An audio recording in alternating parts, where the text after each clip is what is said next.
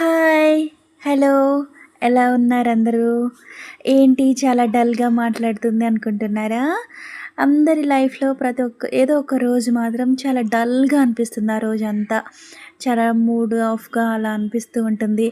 ఏదైనా కారణం అయ్యుండొచ్చు. ఇంట్లో గొడవ పడిన సన్నివేశం గానీ, లేదా హస్బెండ్ అండ్ వైఫ్ ఏమన్నా మాటలనుకొనడం, ఎవరో ఏదో మాట అంటే అదంతా మనసులోకి తీసేసుకొని చాలా బాధగా అనిపిస్తూ ఉంటుంది ఆ రోజంతా కూడా.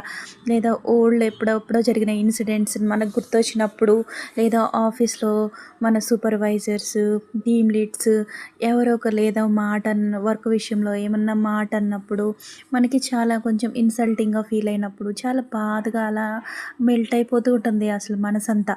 సో అదంతా కూడా ఓవర్‌కమ్ చేయడానికి మనకి చాలా ట్రిక్స్ మనం యూట్యూబ్‌లో కానీ, ఎక్కడైనా సెర్చ్ చేసినా కూడా చాలా ట్రిక్స్ వస్తా ఉంటాయి. అవి ఇష్టమైన ఫుడ్ తినండి, ఎక్సర్సైజ్ చేయండి, ఒక 10 మినిట్స్ యోగా చేయండి, లేదా కూల్ బ్రీత్ తీసుకోండి అని చెప్పి చాలా చాలా వస్తా ఉంటాయి.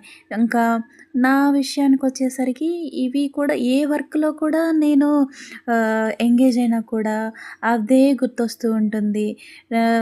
అవన్నీ ఓవర్‌కమ్ చేసుకోవడానికి కొన్ని కొన్ని ట్రిక్స్ కొంతమందికి సెట్ అవుతూ ఉంటాయి. కొంతమందికి సెట్ అవ్వవు.